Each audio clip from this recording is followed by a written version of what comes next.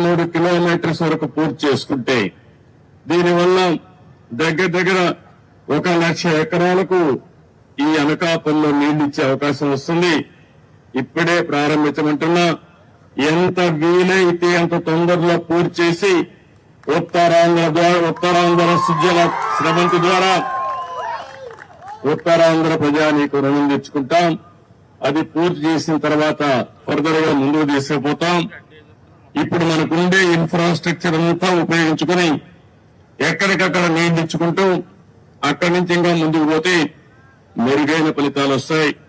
ఈ రోజు నేను అన్ని చూశాను, క్షేత్రస్థాయిలో ఇన్స్పెక్షన్ చేశాను.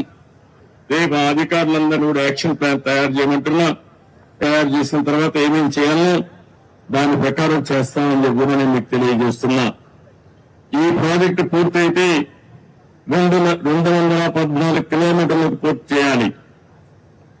మన ఈస్ట్ గోదావరికి, విశాఖపట్నానికి త్రాగునీరు, సాగునీరు రెండూ వస్తాయి.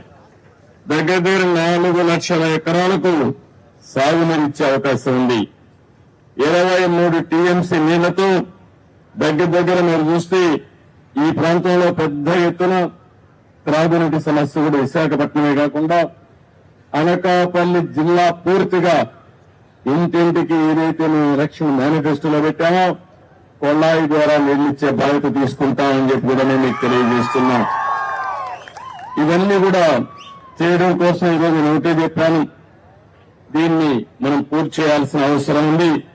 ఇప్పుడే నేను చెప్పిన ఫిగర్స్ లో కూడా మన వాళ్ళు చెప్పింది 800 కోట్ల రూపాయలు ఖర్చు పెడితే 93వ కిలోమీటర్ వరకు 2,20,000 ఎకరాలకు నీళ్లు ఇస్తాం, సాగునీరు ఇస్తాం.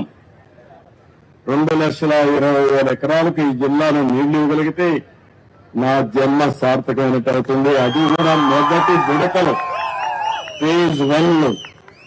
అక్కడి నుంచి ఫేజ్ 2కు తీసుకెళ్తాం. ఈ ఉత్తరాంధ్ర సుజల స్రవంతి వంశధార వరకు వెళ్తుంది. వంశధార గోదావరి, కృష్ణ, పెన్నా నదుల అనుసంధానం చేసి ఈ రాష్ట్రంలో కరువు లేకుండా చేయాలనేది ఎన్డీఏ అభిష్టం అని చెప్పి కూడా నేను మీకు తెలియజేస్తున్నా. ఇక్కడ షుగర్ ఫ్యాక్టరీ విషయం కూడా చెప్పారు, వాళ్ళకు కూడా హామీ ఇస్తున్నాం. 3 షుగర్ ఫ్యాక్టరీలు ఉన్నాయి. ఆ 3 షుగర్ ఫ్యాక్టరీలు కూడా పడకేసే పరిస్థితికి వచ్చింది. ఆ అసమర్థ ప్రభుత్వం ఏమాత్రం ఆలోచించలేదు. దీనివల్ల కూడా ఇబ్బందులు ఉన్నాయి. నేను అందుకని ఈ మధ్యకాలంలో మనం చూస్తే షుగర్ ఫ్యాక్టరీస్ లో కూడా చక్కెర తినే వాళ్ళు తగ్గిపోయారు. ఎందుకంటే ప్రతి ఒక్కరికి బాడీనే షుగర్ ఫ్యాక్టరీగా తయారైపోయింది. కాబట్టి చక్కెర తినే వాళ్ళు తగ్గారు, కానీ ఎథనాల్ తయారు చేసుకోవడానికి ఉపయోగపడుతుంది.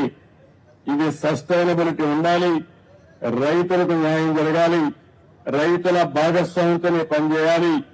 అందుకని ఇక్కడే పార్లమెంటు మెంబర్ రమేష్ ని, అదే మరి వనిత గారిని ఇద్దరిని చెప్తున్నా, ఇక్కడే ఎమ్మెల్యేస్ కూర్చొని వర్కౌట్ చేయండి. రైతులకు న్యాయం చేయడం ఎన్డీఏ ప్రభుత్వం ఒక మొదటి కర్తవ్యం, అది చేస్తాం. అదే సమయంలో ప్రతి ఒక్కసారి మీరు మా షుగర్ ఫ్యాక్టరీ పోయింది, రైతులు అన్యాయం అయ్యాం, ఉద్యోగస్తుల జీతాల్లో చెప్పే పరిస్థితి లేకుండా శాశ్వతంగా ఈ సమస్యకు పరిష్కారం చేయాలనుకుంటున్నాం. అది చేసి చూపిస్తానని కూడా నేను మీకు తెలియజేసుకుంటూ, ఇంకా ఈ రోజంతా ఇక్కడే తిరుగుతున్నా. ఇక్కడి నుంచి భోగాపురం ఇంటర్నేషనల్ ఎయిర్పోర్ట్ దగ్గరికి వెళ్తున్నా, మెట్రిక్ జోన్ కు వస్తున్నా. ఈ జిల్లాలో మొట్టమొదటిసారిగా నా పర్యటన మీరు చూస్తే పోలవరం అయింది, ఆ తర్వాత అమరావతి అయింది, నాకు ఓట్లేసిన కుప్పం కాన్స్టిట్యున్సీ పోయాను, ఆ తర్వాత ఢిల్లీకి పోయి మన రాష్ట్రంలో మొత్తం దివాలా తీశాం. అసలు డబ్బులు లేని పరిస్థితి, ఆ డబ్బులు లేని పరిస్థితి నుంచి ఏ విధంగా అధిగమించాలో ప్రధానమంత్రి గారిని అందరినీ కలిశాను.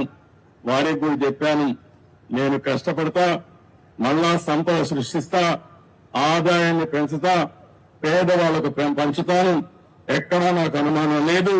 కానీ ఈ రోజు వెసులుబాటు ఇవ్వాల్సిన బాధ్యత ఎన్డీఏ పైన ఉంది.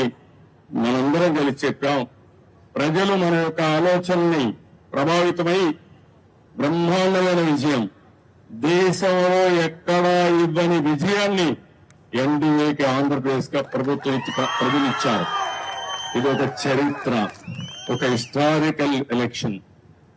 ఒక నియోజకవర్గంలో 95,000 ఓట్లు ఒక ఎమ్మెల్యేకి, ఎంపీ కాదు. 95,000, 94,000, 90,000 ఈ విధంగా ఊర్లో ఉండే వాళ్ళందరూ ఏకపక్షంగా ఓట్లేశారు, గెలిపించారు. కానీ మీ రుణం తీర్చుకోవడం మా బాధ్యత. అందుకే నేను ఇంకొక మాట కూడా చెప్తున్నా, ఓట్లు వేసాం, మా పని అయిపోయిందని ఇంట్లో పడుకుంటే మళ్ళా దొంగ మాటలు చెప్పే వాళ్ళ మాటలు వింటే వాళ్ళ బజార్లో తిరగనిస్తే మళ్ళా మన బతికేమవుతుందో మీరే ఆలోచించుకోవాల్సిన అవసరం అని నిన్నే చూస్తున్నా. విశాఖ స్టీల్ ప్లాంట్ ఎవ్వరు ఆలోచించలేదు. మేము దాన్ని ఏ విధంగా కాపాడుకోవాలో మేము ఆలోచిస్తున్నాం. ఈ పనికిరాని పార్టీ ఒకటి ఉంది, అబద్దాల పార్టీ. ఆ పార్టీనే అబద్దాల ఫ్యాక్టరీ. అది వాళ్ళ కడుపు అంతా అబద్దాలు, అంటే పొట్ట నిండా అబద్దాలు తప్ప ఏమీ ఉండవు వాళ్ళకి.